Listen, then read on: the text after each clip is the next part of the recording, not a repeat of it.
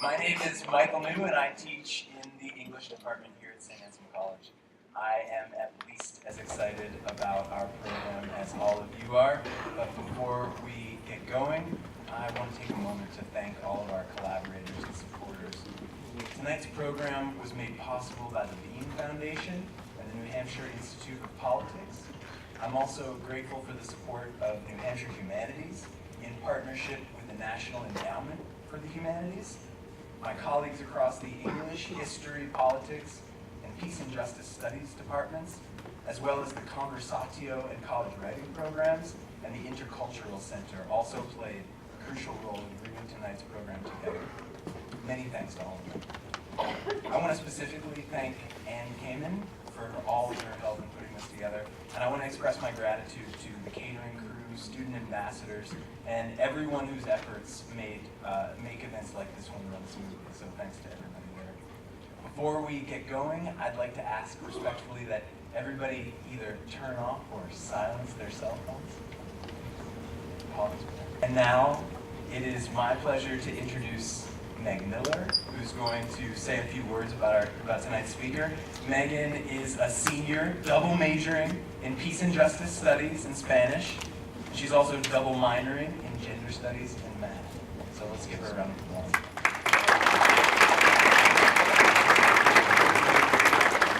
Hello everyone, and thank you for joining us tonight. Like Professor New said, my name is Megan Miller, and tonight I have the pleasure of introducing Helon Habila. I'm a senior here, like Professor New said, studying Peace and Justice Studies in Spanish. Last spring, I signed up for Professor New's Contemporary West African Fiction course, simply hoping that I could read and discuss books more often during my senior year, never having taken an English course at the college before. I very quickly learned that we would actually only be reading Nigerian fiction, almost exclusively from the 21st century. And I just as quickly came to understand the diversity of African fiction. It was evident that even focusing solely on Nigeria, there was no way that one course was sufficient. In the following weeks of the course, more nuanced lessons began to unravel through the literature we read, and though we're only halfway through the semester, we've already gained a deeper understanding of the complexities of Nigerian society. We've noted our own tendencies to collapse Africa into one identity, and that we often approach events with a singular lens, viewing them as only good or only bad. Our exploration of Nigerian literature has shown that this tendency to collapse presents an inaccurate depiction of reality, and daily we discover deeper complexities we may not have previously considered. Helon Habila is one of many impactful authors we have and will read this semester, and I'm so excited that he's here with us tonight. Helon Habila was born in Nigeria in 1967. He grew up in Gombe before attending University of Jos, where he studied English language and literature. After attending university, Habila moved to Lagos and worked first for a magazine and then as a literary editor for Vanguard newspaper. As an award-winning writer, Habila is respected as a journalist, poet, and novelist. In 2002, Habila became African Writing Fellow at the University of East Anglia in England, and later became the first Chinua Achebe Fellow at Bard College in New York. He now works as a professor of creative writing at George Mason University in Fairfax, Virginia. In contemporary West African fiction, we just finished Habila's 2010 novel, Oil on Water, which follows Rufus, an aspiring journalist, and his journalistic hero, Zach, as they attempt to find a kidnapped white woman and negotiate with her abductors in order to bring her safely home to her husband, a powerful white man from Britain who works in the oil industry. Traversing the Niger Delta, together Rufus and Zach encounter militants, villagers, poverty, starvation, and illness. Through the plot of a mystery novel, Habila explores themes of environmental destruction, terrorism, race, and power. Readers learn of the power and corruption of the oil industry and the environmental degradation that is sure to follow the exploitation of the natural environment and the native population in the oil-rich Niger Delta. Though fictional, Rufus's experiences and his encounters with environmental exploitation and degradation have a basis in reality. The natural resources of the Niger Delta are exploited by foreign oil companies, and this exploitation has a wide impact on the people that live along the delta. This impact is admittedly easily forgettable, especially as we bask in the convenience of owning and driving our own cars. Especially worth mentioning is the Ogoni village, a community of about 500,000 people on the Niger Delta. The Ogoni were exploited for years by oil companies, especially Shell. The activist and journalist Ken Saro-Wiwa spoke out against this exploitation and environmental degradation, claiming that the Ogoni were entitled to sovereignty from Nigeria and freedom from Shell. Sarawiwa was eventually sentenced to death for his activism, and this was a death influenced not only by the Nigerian government, but also by Shell.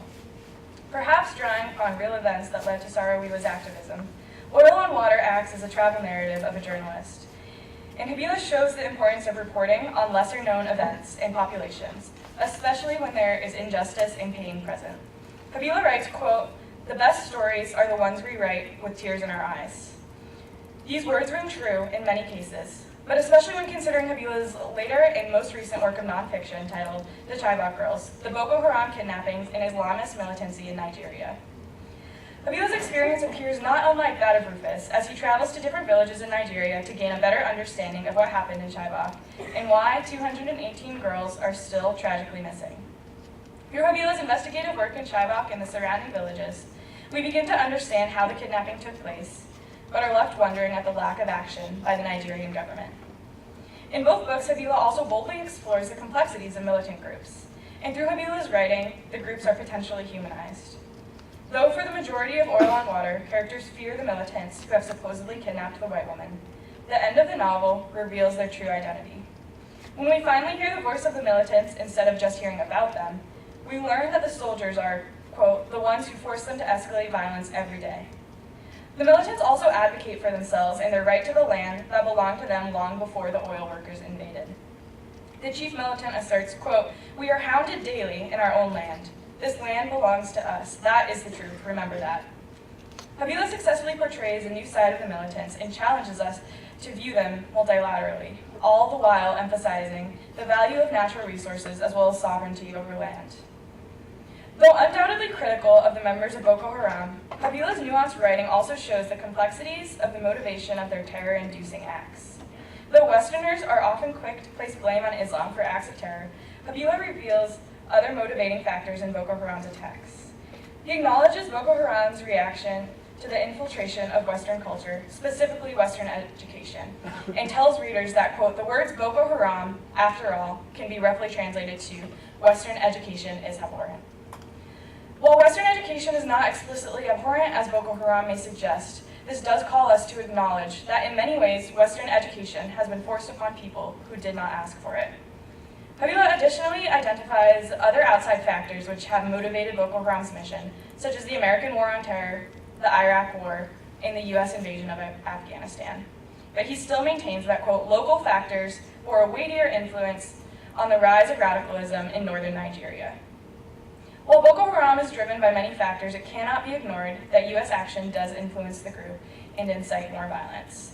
And while Boko Haram certainly cannot be condoned, it is true that their actions are not inexplicable nor senseless. Even as educated individuals, it is tempting to fall victim to the single story.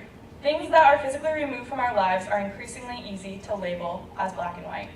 Colonialism is bad, the white man is bad, terrorism is bad, and the patriarchy is bad. However, this unilateral tendency ignores the complexity of the fact that these structures exist in reality. And if we continue to allow them to be unilateral, we will not be able to deconstruct the toxicity and be left with something that is worth saving.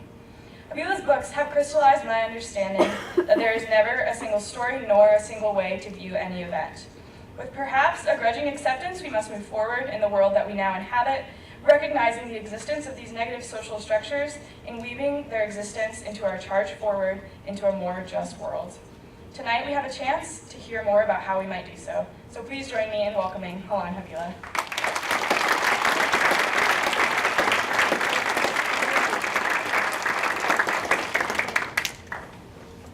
Thank you, Meg. That was a very good introduction. I'm happy to be here. It's my first time in Manchester. I've been to New Hampshire before. I've been to Keene, and I was invited by Nikki and Emily to give a reading there. That was many years ago. I first met Nikki when he was a student in Penn State many years ago, and here we are again. So thank you for inviting me, and thank you all for being here to listen to this talk.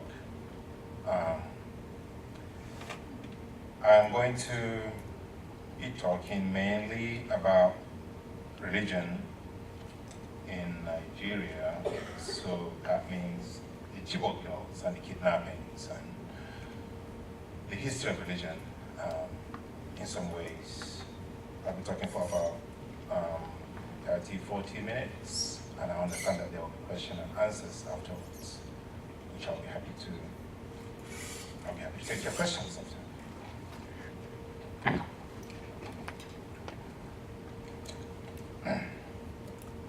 So I'll be referring to it as I talk, and it's a bit complicated. We were laughing in the office, me and Mickey, about making sure that people know exactly where Nigeria is in Africa, because it looks a bit isolated here by itself. So I hope we can shift the map later to show position of Nigeria.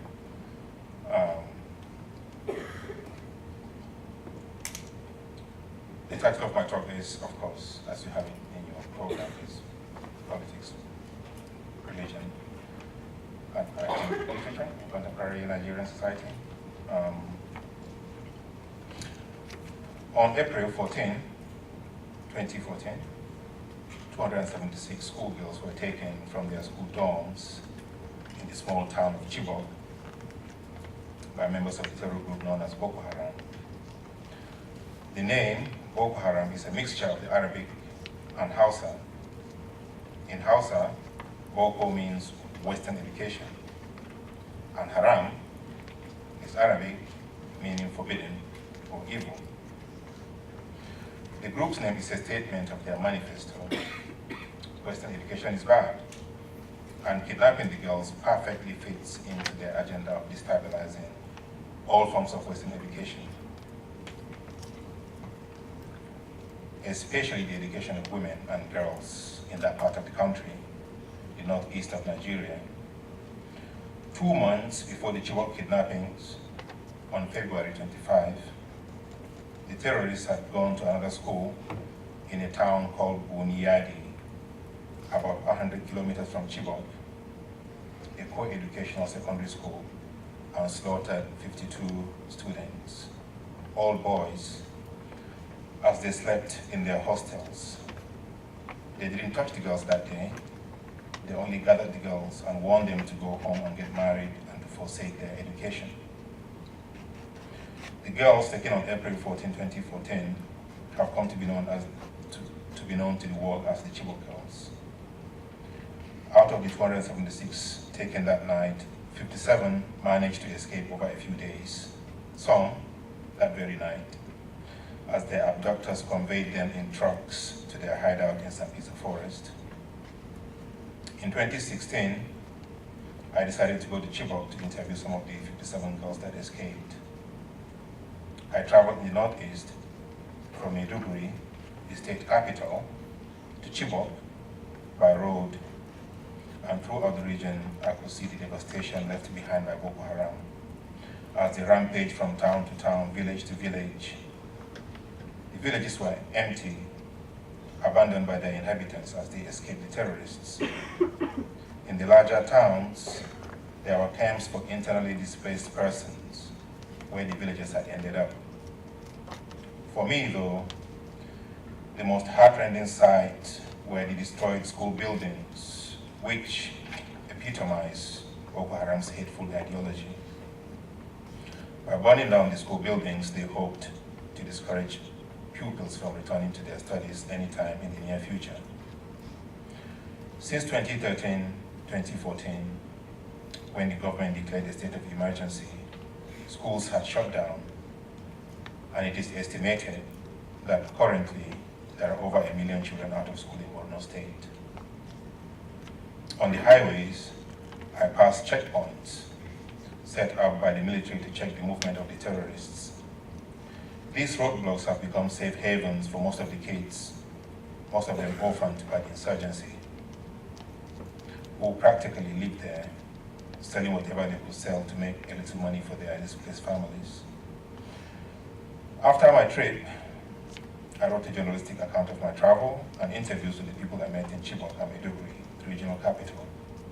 soldiers and journalists and teachers and parents of the missing girls, and of course some of the girls themselves.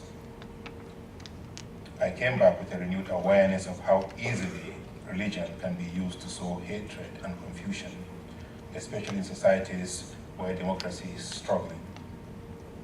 In the hands of unscrupulous religious leaders, working with unscrupulous politicians, religion is as powerful as a nuclear weapon. So far, over 3 million people have been displaced since 2009, when the Boko Haram insurgency began. Over 30,000 and counting have been killed. The reaction to the kidnapping in Nigeria and all over the world has been anger and condemnation. People have marched and given speeches and written books. One of the speeches given by Nigerian Nobel laureate Wole Soyinka captures perfectly this anger and the need to go beyond mere condemnation and to act. I quote, according to Soyinka, humanism requires a new tactical language, and what that language expresses requires a drastic shift in emphasis. We must take on the duty of telling the enemy openly, it is not spiritual fulfillment that you seek, but power, control. Power in its crudest form.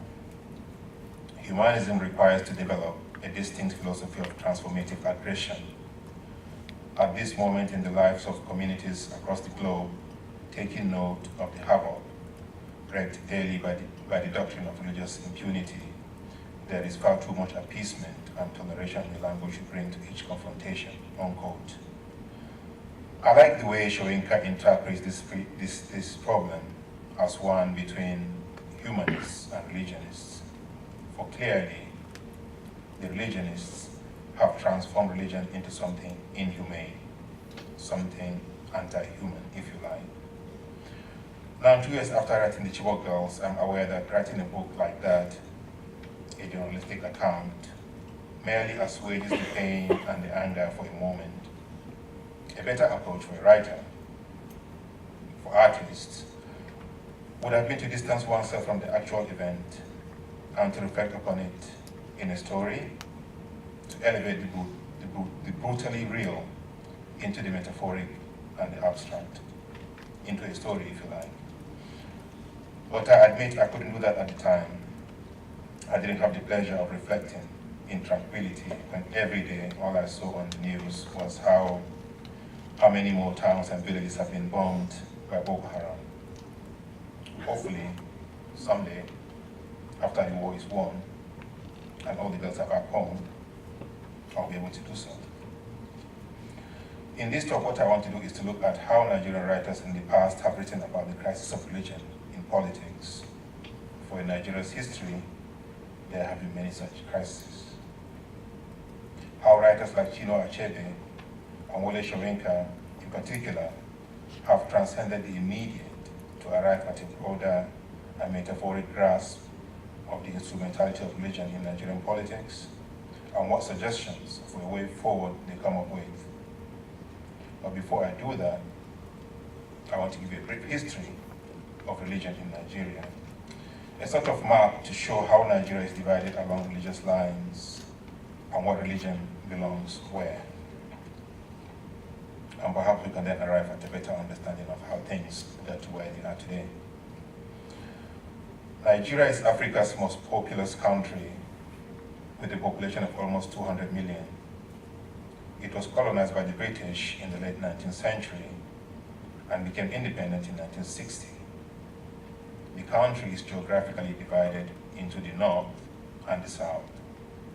North meaning north of the River Niger, and south meaning south of the River Niger.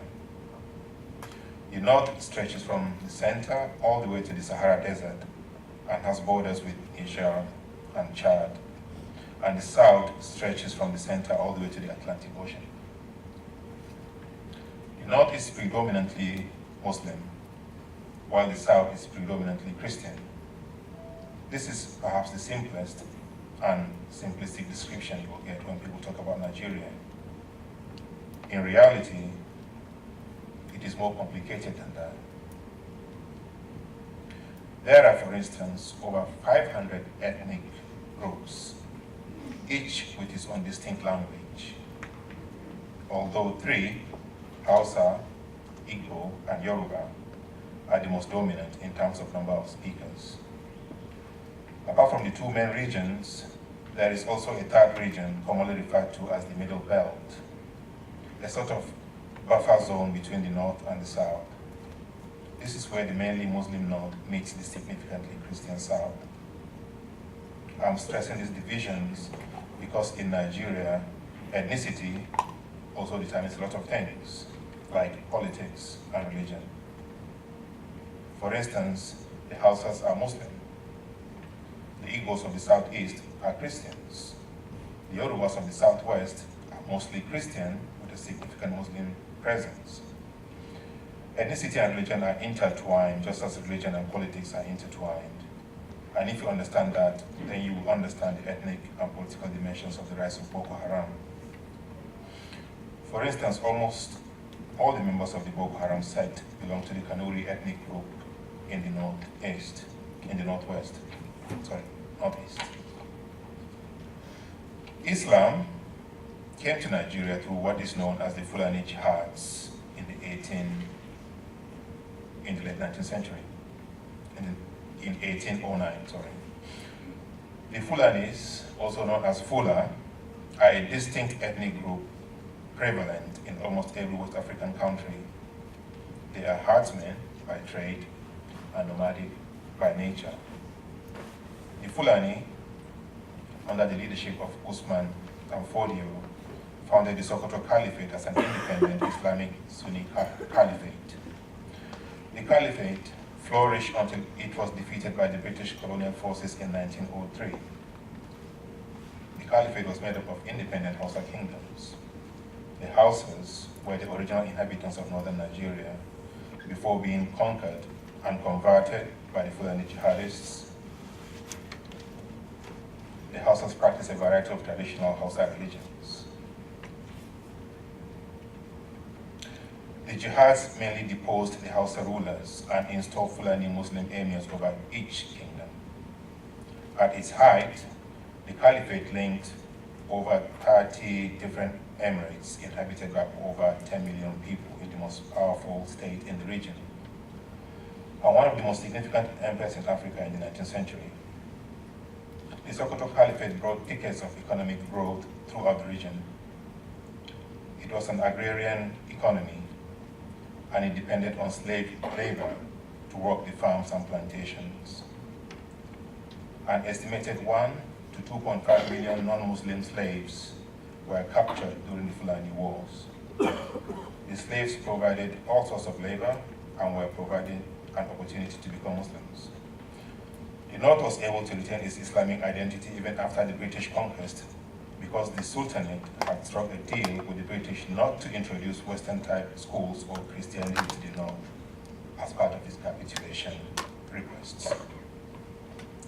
Now this brings us to the Middle Belt, or the North Central region. This is where the slaves came from. Here is how the region was described by the historian Toyin Falola in his book, Violence in Nigeria, the Crisis of Religious Politics and Secular Ideologies. I quote, "In the 19th century, its people, as the Middle Belt, were derided as infidels, whom the Muslims could tolerate as neighbors without having to choose between offending Allah or converting them forcibly to Islam.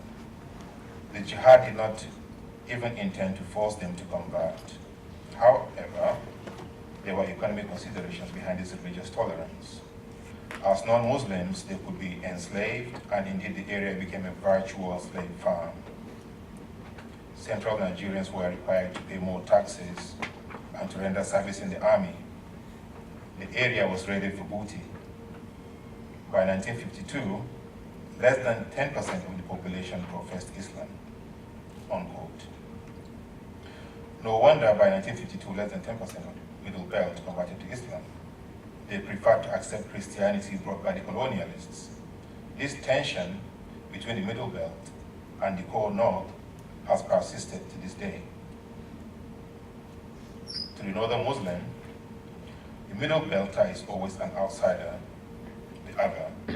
Chibok, where the 276 girls were kidnapped, is located right in the center of the Middle Belt.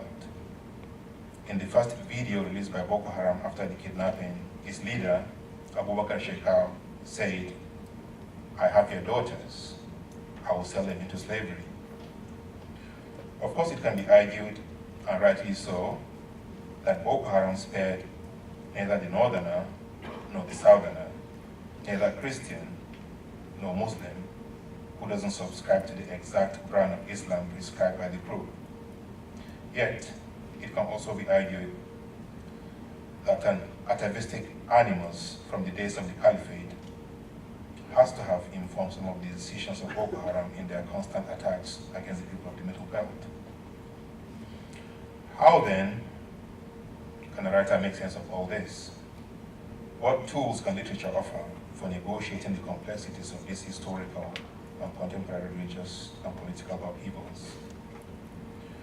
Before I go into that, I want to quickly state that it is not my intention to point a picture of incessant strife and warfare between Christians and Muslims in Nigeria. Far from it.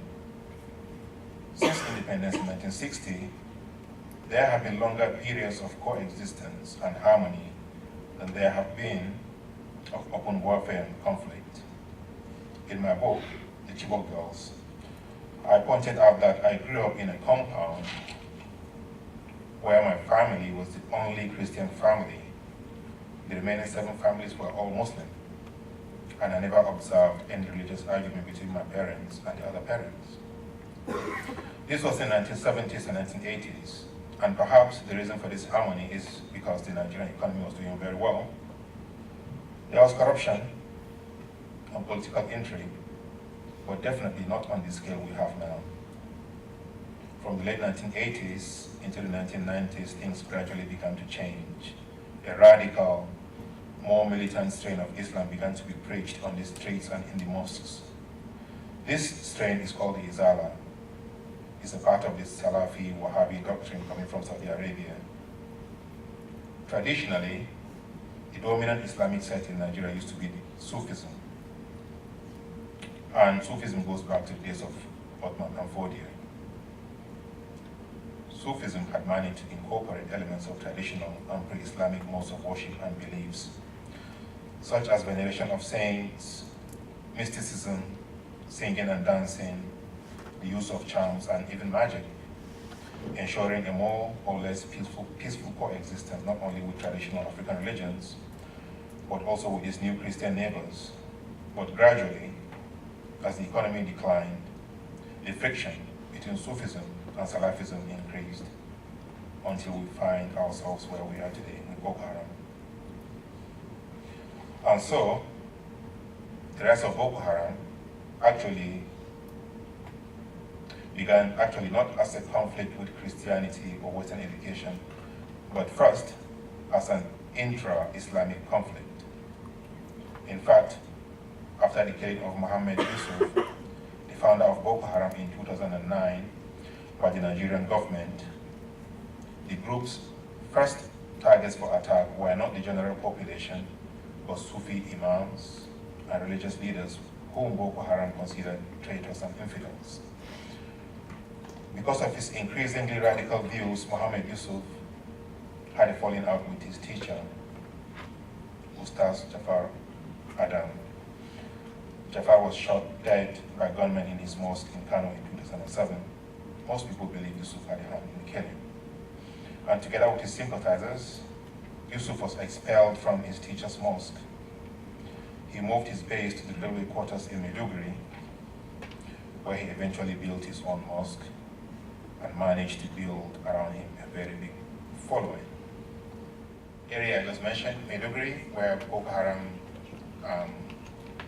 originated from, is in northwest, and that is it has a border with Niger in the north and Chad to the northwest, and the Kanuri ethnic group that I mentioned that inhabit that area stretch throughout the state, the Borno state. Borno state is made up of about 27 local governments, and some of them have different ethnic groups, like the Chibok. Now, of all the local governments, Chibok is the only one, like I mentioned, that is Christian, heavily Christian populated local government. They are the only ones who have the chairman of the local government is a Christian. It's the only one in the whole state. So you could argue that they have been targeted and attacked because of religion, even though, like I mentioned, Boko Haram still attacked other Muslims because they don't believe other Muslims are Muslims like them. So you have to be a follower of their strict ideology for them to spare you. So they're kind of equal opportunity killers. Now to show you a little bit, I'm going to read a little bit from my visit to Chibok, give you a picture of Chibok. This is my second visit to the town. My first visit was to kind of explore and set up interview appointments with the girls whom I didn't meet because they were not home at that time, they were in school. So I set up an appointment and I came back a few months later, and this is me. Chibok market was, as I remember, from 2 months ago. Even some of the faces were recognizable. There was the woman who charged people's phones from her generator for 20 naira per charge. There was the woman who sold water and soda and bread lying on a bench in front of her shop. There was the same white, dusty pickup truck carrying vigilantes on their way to a patrol. And there were the same soldiers with guns and without guns, coming out of shops and going into shops. All looked the same, except the grain seller's stand. 2 days after my last visit, 3 suicide bombers dressed as women and riding bicycles had stopped at the town's checkpoint, where one of them exploded his bomb, allowing the other 2 to enter town and attack the market, killing 13 people and destroying the grain stand. It was a depressing place, and the sadness was palpable in the hot, motionless air. Of course, most of the sadness came from one's automatic association of Chibok with the kidnapped girls. It was like going to Hamelin and feeling the weight of the absent boys taken by the piper. We waited in Ruth's living room for our driver to return from the hospital so he could go and get the girls from their village, Nife. Ruth is my contact cousin in Chibok. She's a teacher and she works for International Orientation Agency. And her job, she was trained to welcome the girls if they eventually come back. But since they didn't come back, she's become like a kind of counselor to the parents. So she facilitated most of my interviews with the parents. Ruth, who had been heavily pregnant the last time I was here, had given birth. This at least is good news, I thought. The baby had been sleeping. Now he was awake. I watched her try to calm him down. When he quieted down, she handed him to me. He was covered in a pink shawl. Here people don't share Americans' obsession with color appropriateness for the genders. I asked Ruth about Yanagalan, the parent who had shared her missing daughter's story the last time I was here. She was fine, Ruth said.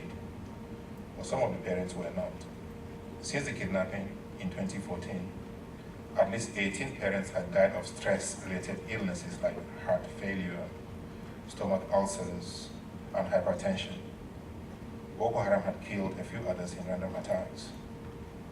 One day, a depressed father had come to her house and told her he simply couldn't continue to live knowing his daughter was a Boko Haram prisoner in the forest. And soon after, his heart gave out and he died. Another father had disappeared and couldn't be found for days. He was discovered wandering in the hills shouting his daughter's name. He said he was sure she was out there and could hear him. He had lost his mind. Ruth said if you saw some of the parents walking in the village, it was as if there was no blood in their bodies. So this is a brief picture of the North and the Middle Belt. Here is a bit about the southern part of Nigeria, mostly Christian part of Nigeria. The southern part of Nigeria, as already mentioned, is predominantly Christian. This is understandable because this part of the country is where the British colonialists and missionaries first arrived. After the Berlin Conference in 1885, Europe divided Africa among themselves. Nigeria was given to the British. They built churches alongside schools and the old prison. To the natives, the arrival of the West, of course, spelled the death of the traditional ways. The world, as they knew it, changed forever. In his book, Things Fall Apart, Chinua Achebe captures the enormous impact of this moment so well. Here is a passage in Things Fall Apart where the protagonist, Okonkwo, is lamenting after his son, Nwoye, has converted to Christianity.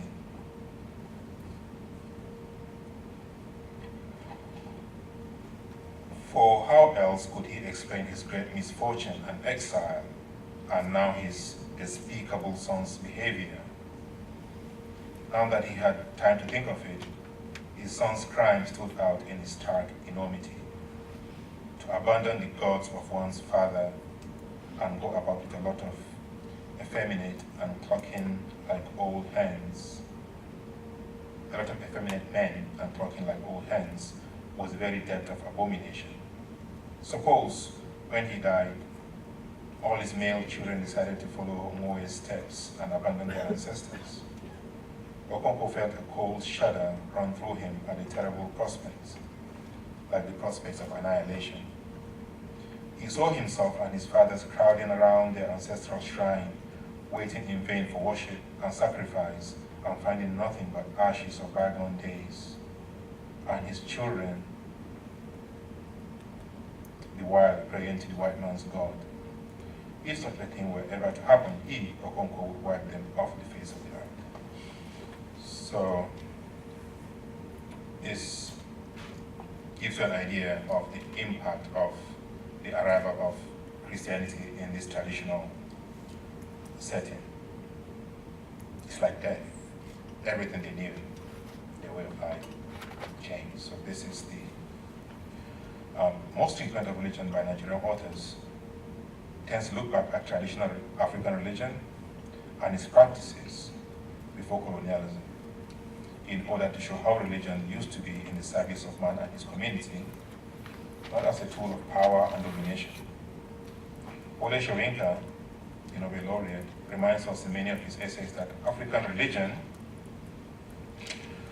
is one of the few religions that does not proselyte or seek to convert. It has always accepted the uniqueness of other religions and the right of others to have their own gods and their modes of worship. Difference and diversity are actually accepted as the norm, not seen as an exception. In most of these first and second generation African novels, Christianity is represented as the aggressor. Remember, after they were converted, most natives were required by the church to destroy their shrines and raise down their houses of worship, and in some cases, for those with more than one wife, to divorce the other wives and keep only the first wife. In Things Fall Apart, Chinua Achebe shows how one of these newly converted zealots decided to kill a royal python. The royal python is in traditional Igbo society, is a sacred animal. And in the novel, its presence epitomizes the peaceful coexistence between man and the gods. Then one day it was killed by new converts just to prove their zeal. Achebe is of course trying to show through images of violence and confrontation how Christianity, almost like Islam in the north, was changing the traditional understanding of the purpose of religion. The Christian God, much like the Muslim God in the north, is jealous and wouldn't brook competition. Nothing wrong with that, but in the hands of power-hungry creatures who are willing to hire themselves out to the politicians, things can get messy very quickly. Things Fall Apart ends with the death of Okonkwo, signaling the conquest of tradition by modernity. Today, the conflict is not between traditional religion and Christianity, but Christianity and Islam, both of them foreign to Africa.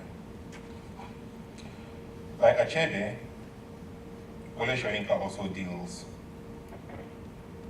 with the theme of religion in most of his works, especially his plays.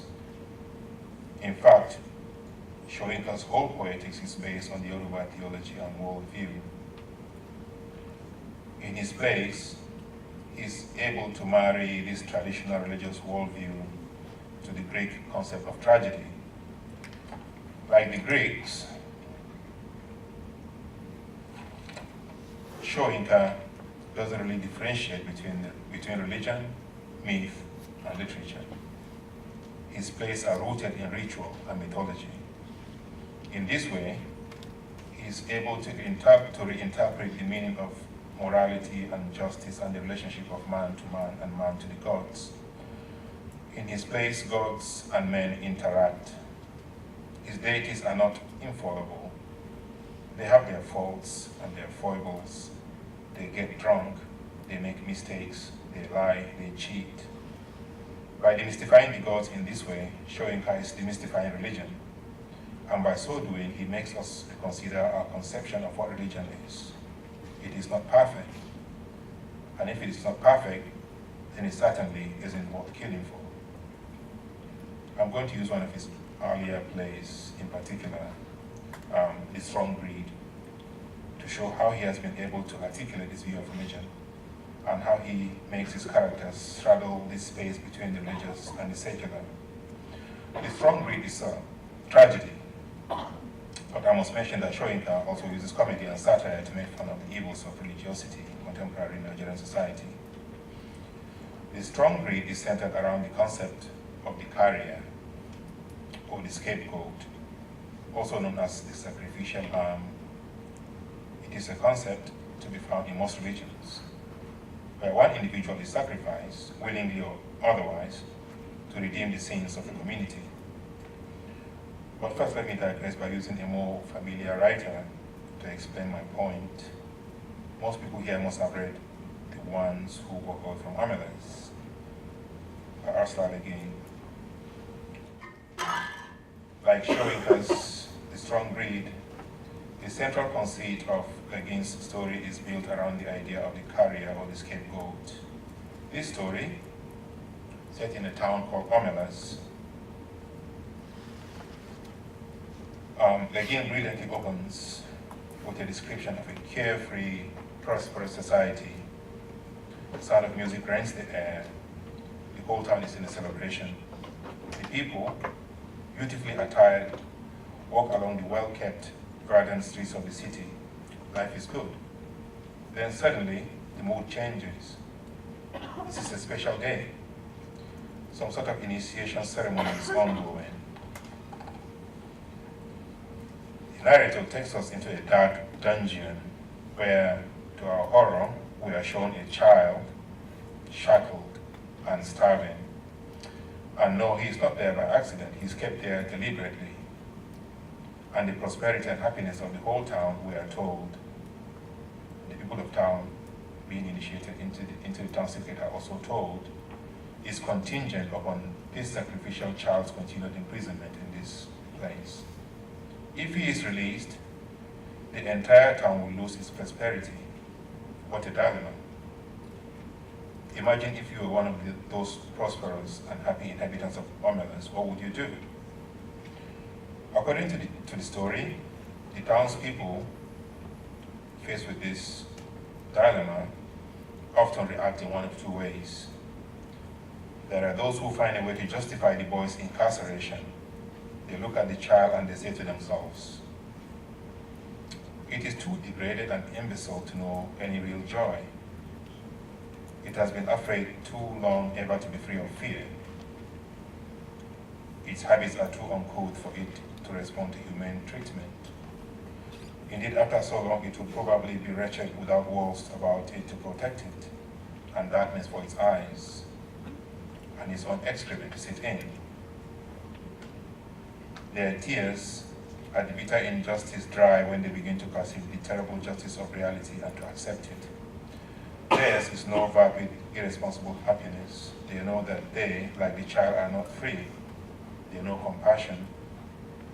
It is the existence of the child and their knowledge of its existence that makes possible the nobility of their architecture, the poignancy of their music, the profundity of their science.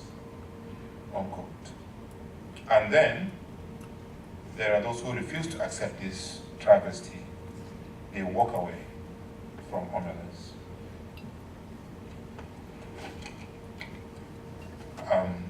I quote, they leave Omelas, they walk ahead into the darkness, and they do not come back. The place they go towards is a place even less imaginable to most of us than the city of happiness. I cannot describe it all. I cannot describe it at all. It is possible that it does not exist, but they seem to know where they are going, the ones who walk away from Omelas, unquote. For me, there is something unsatisfactory in both responses. I want them to do more. Walking away is not enough. Staying and accepting guilt is not enough. As Shoyinka said earlier, humanism requires to develop a distinct philosophy of transformative aggression. I raise this example because the concept of the carrier is an old one, going back to the origin of most religions. In the Old Testament, we are told Abraham was asked by God to sacrifice his son Isaac. He decides to obey, and God then tells him, okay, you're obedient. Here's a lamb. Kill it in place of your son. Symbolic death. Everyone is happy, except the lamb. For the lamb, there is no symbolism. It is real. Why do societies constantly sacrifice the weakest and the most vulnerable in order to maintain their prosperity? If the community's well-being is at the expense of these kids, then it is not worth it. What Boko Haram is doing is taking religion backwards. Instead of moving from human sacrifice to symbolic sacrifice of lambs, they have gone back to sacrificing real human beings.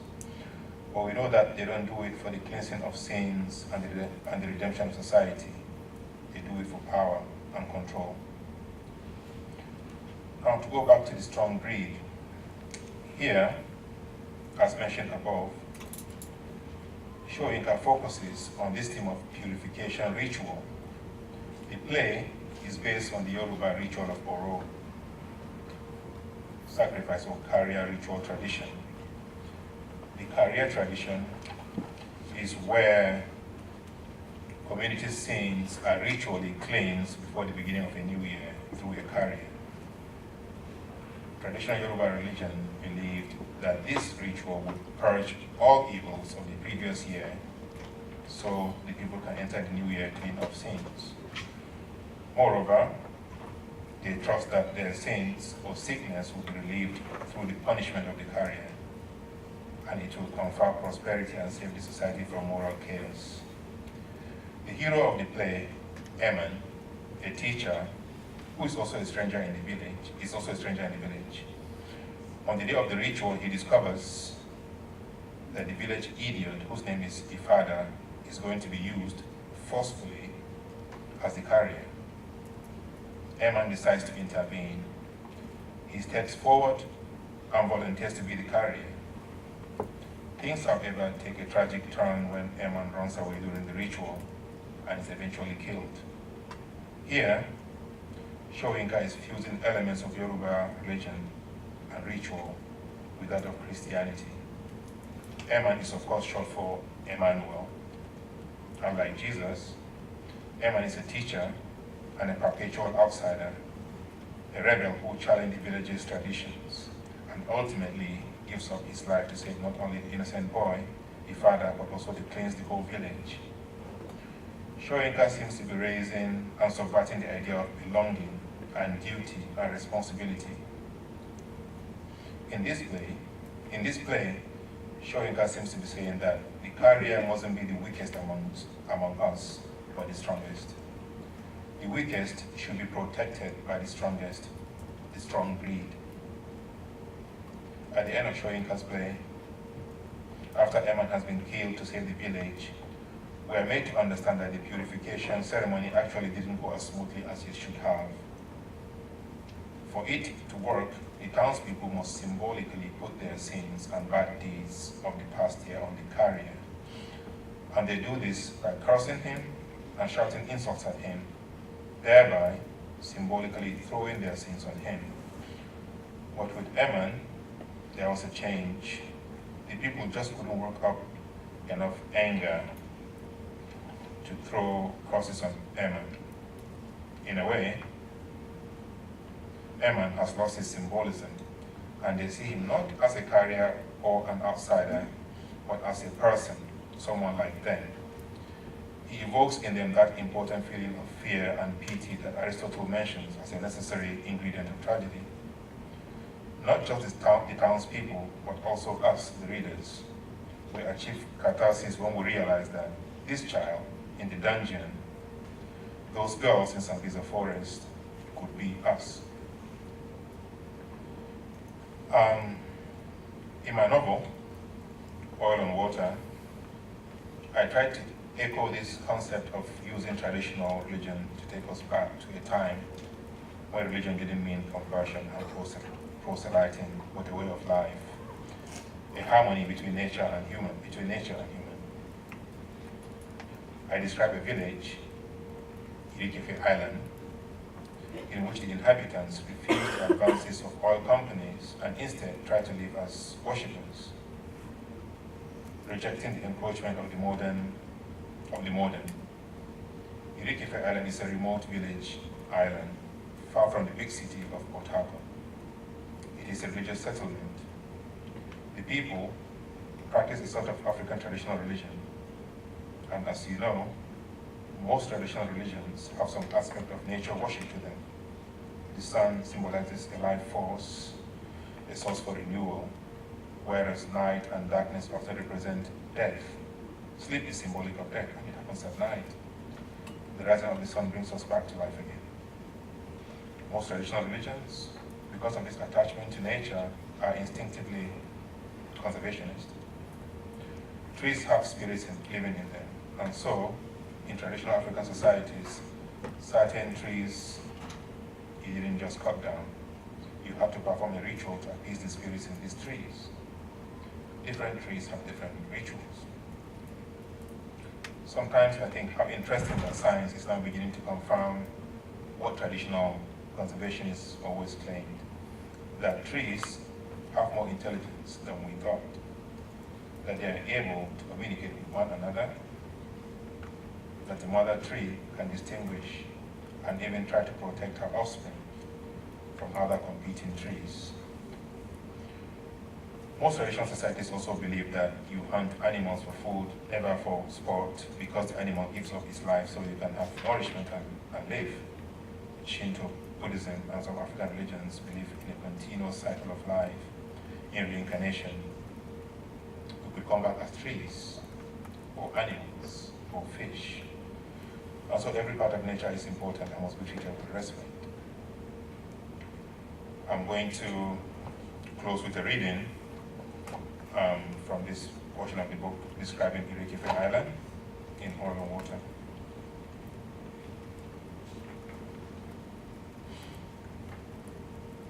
I went out and walked up the hillock and suddenly I was facing the water by the top of the scanty trees. The wind from the sea blew into my face, fresh, moist, and I was instantly filled with an unaccountable exhilaration. I felt free. With my back against the tree, I faced the water, and when I got tired of staring at the water, I opened my book. But as I bent my head to read, I noticed a white shape in the distance. Many white shapes. A procession coming out of the line of trees on the path that circled the hillock leading to the sea. They were each holding a staff, and toward the middle, two men were bearing what looked like a body covered in a white sheet on a stretcher. I thought I was about to witness some kind of sea burial, and I debated whether to dash back to the hut to get my camera, but I decided against it. I didn't want to miss anything. A low chanting reached me faintly where I sat. When they got to the edge of the water, they put down the stretcher, and then the corpse threw aside the white sheet, miraculously sat up and started to crawl on all fours, its robe dragging in the wet sand till its knees and arms were in the waves. Then it sat in the water. The others gave out a loud sigh and joined the sitting figure, forming a semicircle around it. Their backs to me facing the huge dying sun, their arms outstretched, supplicatory, and their sighs suddenly turned into loud wails. They went on like this for a long time, swaying rhythmically, imitating the movement of the waves. And then one by one they came out of the water and headed back to the huts. They believe in the healing powers of the sea. I turned, startled by the voice above me. A woman, her face unclear because my eyes were still blinded by the sun, was facing me, her back to the sun. She was tall and slim, wearing a long black skirt and a green blouse. Hello. I stood up. You were watching the worshippers. The worshippers? Yes, you must be the other reporter. I am the nurse. I've been attending to your friend. I saw you come up this way. I pointed at her clothes. You're not worshiping with them today? I'm not a worshipper. I'm just a nurse. Well, I see. Now that I could see her properly, I put her age at about 30. But she had intimations of lines on her face, signs of habitual worry or grief, and there were a few white streaks in her hair. But instead of making her appear aged, the lines and gray hair made her look interesting, beautiful in an unconventional way. I am Rufus. I am Gloria. We stood side by side and watched the procession disappear into the trees. Who's on the stretcher? You don't know? No. That's the head priestess. They have started the ceremonies for her death. Death? She announced this week that she is dying. The procession you saw is part of the ceremony. And you, how are you involved in all this? Before I could ask another question, she looked away. And for a moment, I thought she found my direct questions rather rude. But she didn't look annoyed. She was staring up at a cloud of bats that had suddenly appeared out of the trees, cackling as they swarmed into the darkening sky, frolicking in the last light. She turned and beckoned to me. Come, we'll be late for dinner. I followed her down the slope and into the sculpture garden. These islands used to be a big habitat for bats. Now only a few dozen remain here and there. Why? She wordlessly turned and pointed at the faraway sky toward the oil fields. Gas flares, they kill them, not only the bats, other flying creatures as well. Dinner was an open-air affair, with the worshippers in white sitting in little groups under the trees, on benches and logs, and in the grass, eating with their fingers, laughing, and calling out to one another. I felt a bit out of place in my jeans and short sleeves, but having Gloria with me saved me from being the only one not wearing a white robe. This is Rufus. I shook hands all around and nodded politely as introductions were made.